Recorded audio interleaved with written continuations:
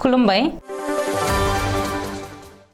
बे समाव बडलेण्ड इंखं टेलिभिजननि स्टुडिय'आव आं मिथिका नार्जारी दिनै मोनाबिलिनि गाहाय रादाबफोराव दङ मोब्लिब मासुलाव जेंना सोमजिनाय नखरफोरा आर'जलाइ होनो हागोन बुंदों हिमन्त टिकेट लायै रेल दावबायारिफोरनि हेंथायै एनएफ रेलवेनि गोख्रों राहा रङियायाव 1,50,00,000 रांनि हेर'इनजों लोगोसे सासे स्मागलार हमदों भिक्टर दासखौ साख्रिनिफ्राय होखारबाय गसाइगावआव सासे बाइक सिखाव हमदों सानबानि हाबाफारि लानानै रुपहि आन्चलिक सर्वजनीन दुर्गा मन्दिराव 70थि दुर्गा फुजा खुंफुंनो साखाफारा BTR football team selection trial camp खुंफुंनो लाहार फाहार नयदायाव बाउन्डारि वाल गोग्लैनानै 4 लेबारनि जिउ खहा आरो 6 जोखोम साख्रिनि दालाल आरो थगायसुलानिफ्राय बयबो सांग्रां जा बुंदों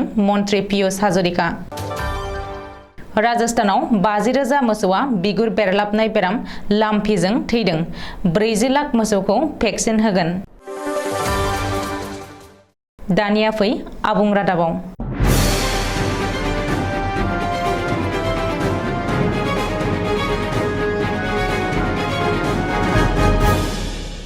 मोब्लिब मासुलनि जेंनाखौ लाना रायजोनाङै दुंहाव थासारि सोलिगासिनो दङ बे समावनो मोब्लिब मासुलाव जेंना सोमजिनायखौ सुस्रांनायनि राहा फोसावदों गिबि मन्त्रि डक्टर हिमन्त बिश्व शर्माया गिबि मन्त्रि डक्टर शर्माया दिनै खौरांगिरिनि सिगाङाव फोरमायथिनाय बायदिब्ला मोब्लिब मासुलाव जेंना थानाय नखरफोरा गावबा गावनि अजदखौ लानानै आर'जलाइ गथायनो हागोन बेनि थाखाय एफिडिसिएलआ दिनै फोसावथाय होगोन होननानै गिबि मन्त्रिया फोरमायदों मख'नो गोनांदि मोब्लिब मासुलाव बेले-बेजे सोमजिनाय मोनफ्रोमबो नखरफोरा साखाथिनि एफिडिसिएल मावख'आव थांनानै गावबा गावनि अजदफोरखौ लानानै आर'जलाइ हैनांगोन होननानै गिबि मन्थ्रिया बुंदों गुबुन फारसे अजद होनायनि उनाव मोब्लिब बिफाननि मावफारियाया न'आव थांनानै मिटार बक्सखौ मोजाङै नायबिजिरहैगोन आरो जुदि मिटार बक्सआव माबाफोर जेंना मोनोब्ला उननि समाव मोब्लिब मासुलाव गोरोबनानै होगोन होननानैबो गिबि मन्त्रि डक्टर हिमन्त बिश्व शर्माया फोरमायदों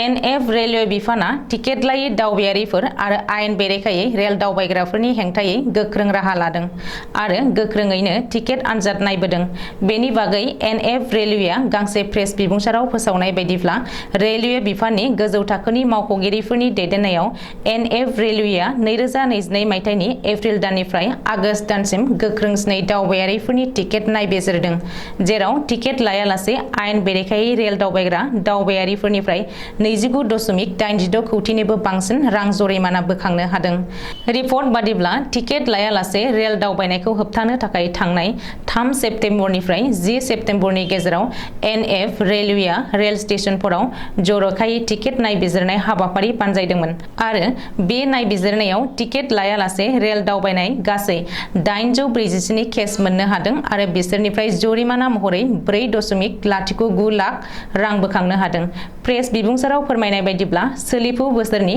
एप्रिल दाननिफ्राय आगस्त दाननि गेजेराव सिग्रोमनानै आयेन बेरेखायै रेल दावबायनाय 3,75,031 केसफोरखौ मोननो हादों आरो जरिमाना महरै गासै 29.86 कौटिनिबो बांसिन रां बोखांनो हादों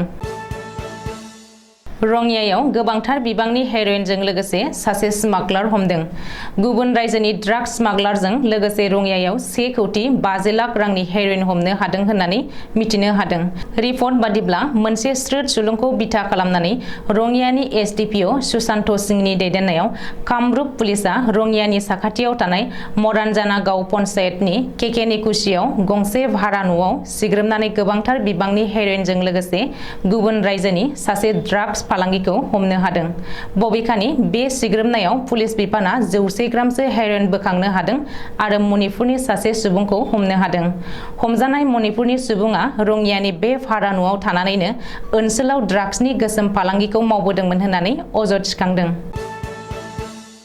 जोबनायाव भिक्टर दासखौ साख्रिनिफ्राय होखारबाय 22,000 थिसनथाइनि सायाव अजद होनानै टुइटाराव टुइट खालामनानै जोबथेसालियाव थाहैनांनाय भिक्टर दासखौ दिनै साख्रिनिफ्राय होखारबाय गाहाय फोरोंगिरिनि रिपर्ट बादिब्ला भिक्टर दासखौ कामरुप जिल्ला एलिमेन्टारि एडुकेशना साख्रिनिफ्राय सासपेन्ड खालामबाय।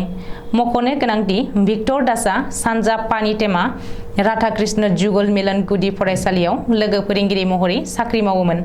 भिक्टर दासआ फोरोंगिरि साख्रि मावनायजों लोगोसे अनलाइन कचिं सेन्टाराव फोरोङोमोन।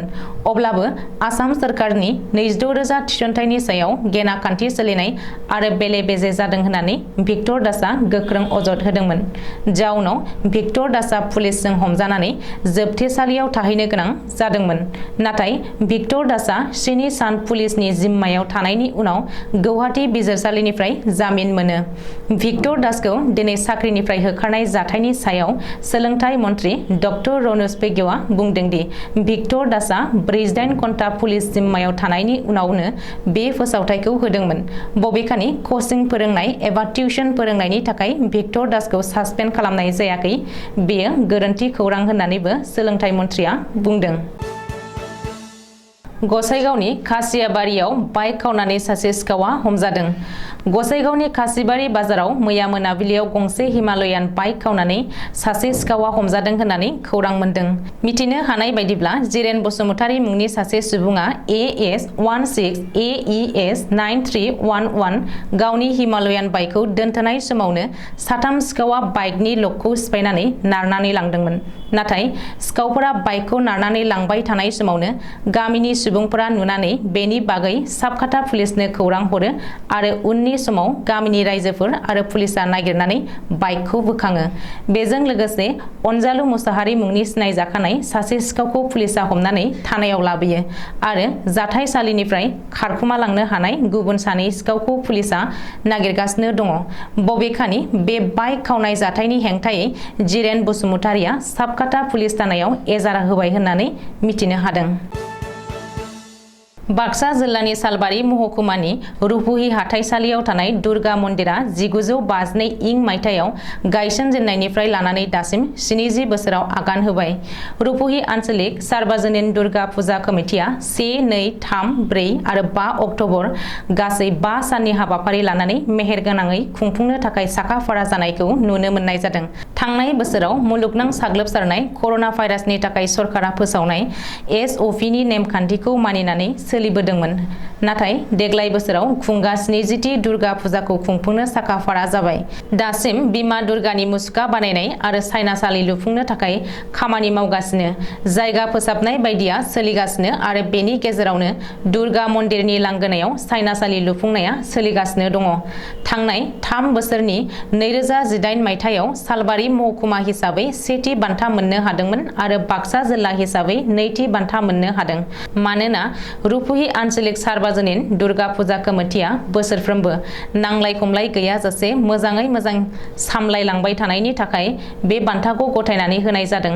सिगांनि समाव सरकारनि सायख'नाय रुपुहि आन्चलिक सार्वजनिक दुर्गा फुजा कमिटिया 1थि आरो 2थि बान्था मोननो हादोंमोन होननानै फुजा सामलाय आफादनि आफादगिरि बुदेन सिंह बसुमतारी आरो गाहाय नेहाथारि भरितोष पाल बिथांमोनहा फोरमायदों। बिटिआर सरकारा BTR football team selection trial camp 2022 खौ दिनैनिफ्राय जागायबाय। बिटिआरनि स्पर्ट्स एन्ड इउथ वेलफेयार बिफाननि बानजायनायाव बाक्सा जिल्लानि जिल्ला स्पर्ट्स कमप्लेक्स बाथौफुरि मसलपुराव सानथामनि हाबाफारिजों BTR football team selection trial camp 2022 आ दिनैनिफ्राय जागायबाय।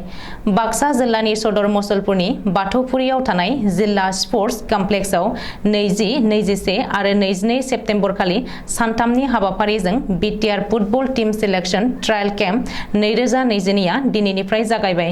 बिटिआरनि गाहाय प्रमद बर'नि OSD डक्टर सांग्रां ब्रह्मआ गाहाय आलासि महरै बाहागो लानानै दिनै BTR football team selection trial camp 2022 खौ बेखेवनानै होदों।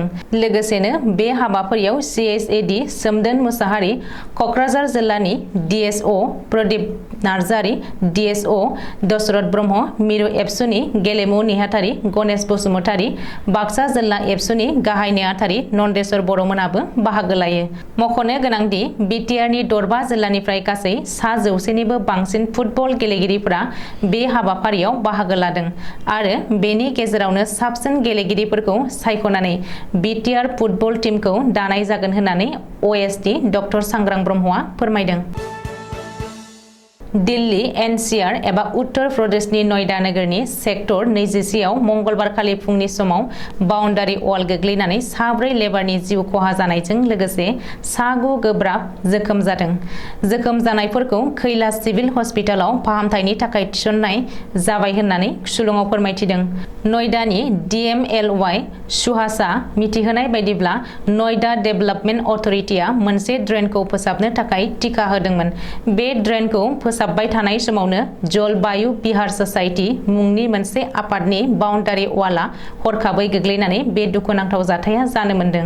वाल गोग्लैनानै गासैबो लेबारफोरा बायफ्लेनाय इथाफोरजों फबसिन जाजोबदों। खुंथाया पुलिस आरो फायार ब्रिगेडनि हेफाजाबाव JCBजों इथाफोरखौ बोखार-बोखारसो फबसिन जानायफोरखौ बोखांनो गोनां जायो होननानै मिथिहोदों। दरं जिल्लानि सदर मंगलदै जिल्ला बिजाब बाख्रिनि नब्लाङाव मंगलबारखालि इन्दिरा मेरि सार्वजनिन रान्दि पेन्सन आसोनिनि खेबसेयैनो राङारि अनसुंथाइ गथायनाय हाबाफारियाव केबिनेट मन्त्रि पियुष हाजरिकाया बुंदों दि आथिखालाव साख्रिनि मुङाव थगायनाय आरो दालालफोरनिफ्राय बयबो सांग्रां जानाया गाहाम। मानो होनोब्ला सोरखारनि साख्रियाव थिसनथायनि नेम-खान्थि आरो राहाफोरा आगोलनि बायदि नंलिया। दा रावबो दालालनि सायाव सोनारनांगौनि गोनांथि गैया। आथिखालाव साख्रि मोननांगौ एबा मोनैया गावबा गावनि रोंगौथिनि सायावसो सोनारो। बेनि अनगायैबो बे बिथिङाव आसाम प्रदेश BJPनि आफादगिरि भबेश कलिताया बे दालालि चक्रजों जेबो लोब्बा गैया होननानै मन्त्रि पियुष हाजरिकाया बुंबावदों। लोगोसेनो बुरलुंबुथुर दैमानि साहा ओनसोलाव मंगलदैनिफ्राय बङाइगावसिम हाब्रां खुरखानाय आरो दै बानाजों खहा जालांनाय गासैखौबो थाबैनो फाहामफिननाय जागोन होननानै मन्त्रि पियुष हाजरिकाया खौरांगिरिनि सिगाङाव बुंबावदों। बे खेबाव कर'नानि भेक्सिन नङा, मोसौनि बिगुर बेरलाबनाय लाम्पि बेरामनिसो जेंना नुजादों राजस्थानाव। राजस्थानाव दासिमाव गासै 6.87 लाख मोसौनि देहायाव बिगुर बेरलाबनाय बेराम लाम्पि पजिटिभ केस मोनदों आरो बेनिनो गासै मा 46,300 मोसौआ थैबाय। बे खौरांखौ राजस्थान सोरखारनि एनिमेल हासबेन्डारि बिफाननि नेहाथारि VC किसानआ मिथिहोदों। बे बिथिङाव नोजोर होनानै रायजो सोरखारा गासै 40 लाख मोसौनो लाम्पि बिगुर बेरलाबनाय बेरामनिफ्राय रैखा मोनहोनो थाखाय भेक्सिन होगोन आरो दासिमाव गासै 25 लाख भेक्सिनखौ रायजो सोरखारा बायखाबाय। लोगोसेनो सानफायाव 50,000 मोसौनो भेक्सिन होगोन होननानै नेहाथारि VC किसानआ खौरांगिरिनि सिगाङाव मिथिहोबावदों। सुलुङाव फोरमायनाय बायदिब्ला राजस्थाननि साखाथि-फाखाथि रायजोआवबो बे बिगुर बेरलाबनाय बेराम लाम्पिया साग्लोबनो हमदों। हादराव दासिम 50,000निबो बांसिन मोसौ बिगुर बेरलाबनाय बेराम लाम्पिजों थैबाय। महाराष्ट्रनि थानेयावबो मा 14 मोसौनि देहायाव लाम्पि पजिटिभ मोननाय जादों होननानै सुलुङाव फोरमायदों। दिनै मोनाबिलिनि रादाबा एसेयावनो जोब्बाय। गोजोन्थों।